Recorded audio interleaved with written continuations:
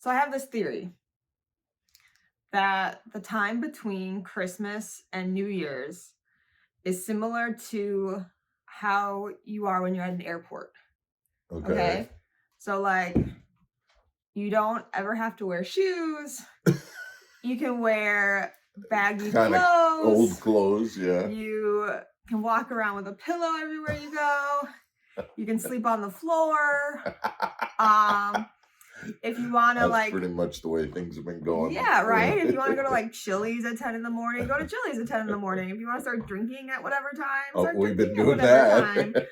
time. Like, I don't feel like you actually have to be a real person between Christmas and New Year's. Well, and we're getting to New Year's, and we're getting to the point where we want to make those predictions for the new year. So when we come back, we'll share our thoughts for what 2025. Because otherwise, we're just sitting around here drinking, right? Yeah, starting to look like a normal person again is probably the first. That's good. Well, we're not going to do what we're not going to talk about resolutions. We're going to talk about predictions. Okay. All right. We'll be back right after this, guys.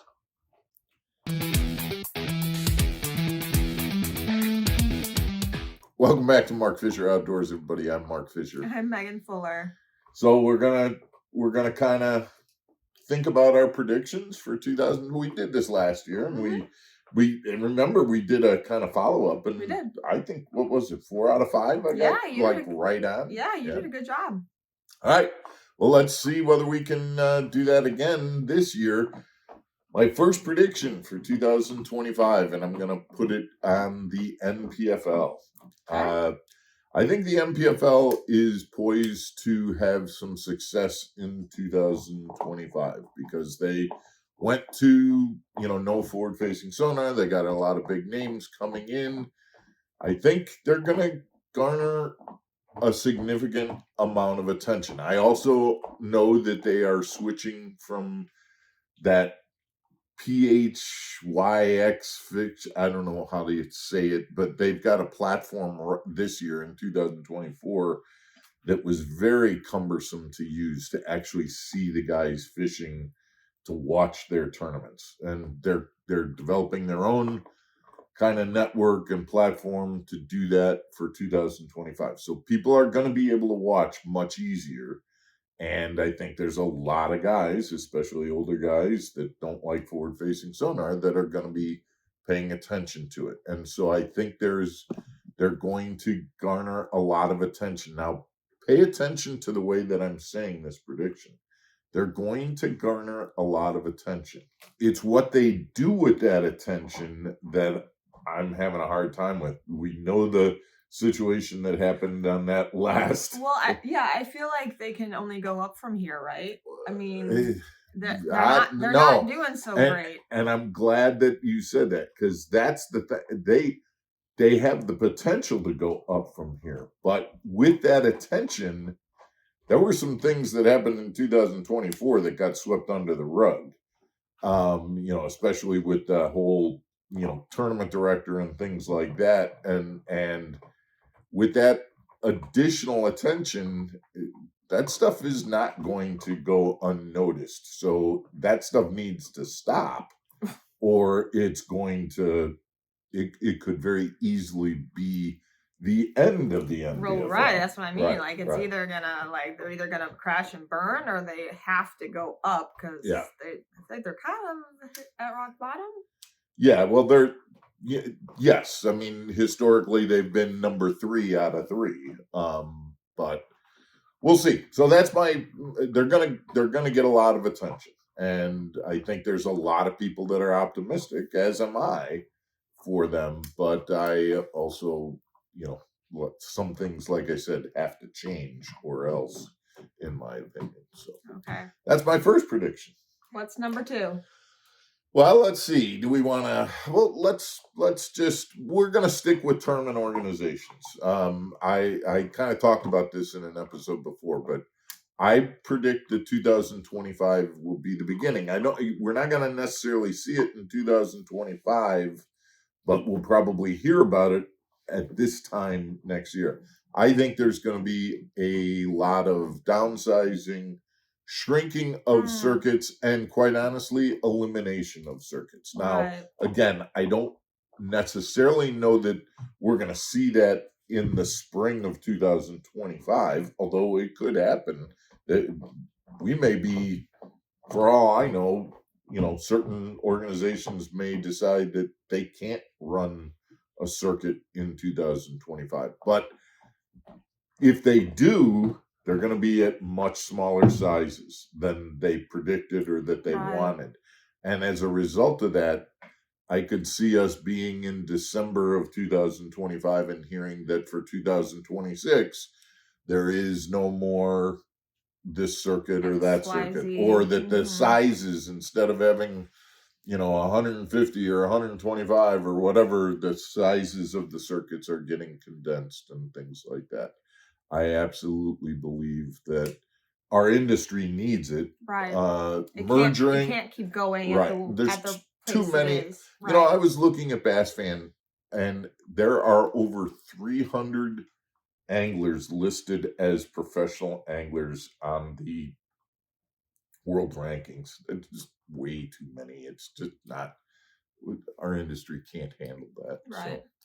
So prediction number 2 is downsizing, elimination of, maybe even merging of circuits to reduce the number of pro anglers. And I admit I'm one of those pro anglers that probably needs to, in the true sense of things, needs to get moved out or better. So let's talk about that. That's my third one. Okay, number 3. I said this before last year, and again, it wasn't a great year by any means last year, but it was one of my better years, and I truly believe that that will happen again. This will be my best year on circuit. So I believe that you've been out you've been fishing more like on the off season than you have ever before. So I am looking forward to the invitationals this year, and that I like the bodies of waters we're going to and things like that. So that's pretty simple and straightforward. You have a good support system. I do. I meant them, not me. Oh, well, you're right. You and them. That's a good point. Number 4. What's number 4? Let's talk about the boat industry. We kind of talked about that. I think that this is a situation where I mentioned again, we're already seeing that some boat manufacturers are coming up with lower priced boats. But here's the part that I want to talk about. I think that we're going to definitely see some reductions in ancillary items coming down. Motors, for example. There's just, I don't think it's any big secret. There is a surplus right now of motors. There are Mercury motors that were built, and that are waiting to be put on boats. And usually when, if you look at supply and demand, when you have a large supply and not a big demand, that means that prices need to come down, and deals need to be made in order to get rid of that excess supply. So I think 2025 is the year that you're going to see some deals on those outboard motors, which is going to have an impact on overall prices. So I think if you're looking at buying a boat in 2025, you want to be going to those boat shows that are coming up in January and February, because those boat show deals are going to be good in 2025. That's my prediction. Okay. So last but not least, what's number 5? Number 5, it has to do with the opens. I think we're looking at the Wild Wild West when it comes to the opens. Oh, okay. The opens just recently let people know that they're not going to be doing the co-anglers anymore. Okay. But there's a lot at stake when you're fishing the opens. These guys are fishing 2 different divisions, 4 tournaments in each of the divisions. to try and be the top 50 out of 225, 235, whatever it is, to get to go to the EQs to make the Elite Series. So there's a lot at stake. A lot of guys, biggest field size of any kind of tournament, and no co-anglers, no marshals. It's one guy in a boat. I think, we talked about there being a lot of attention on the NPFL. There's going to be a lot of attention paid to the opens. And I think that I would be very surprised if in 2025 we don't hear some things coming out of the opens about guys playing fast and loose with the rules, and there being some complaining about that because there's apps other than GoPro cameras in the boats.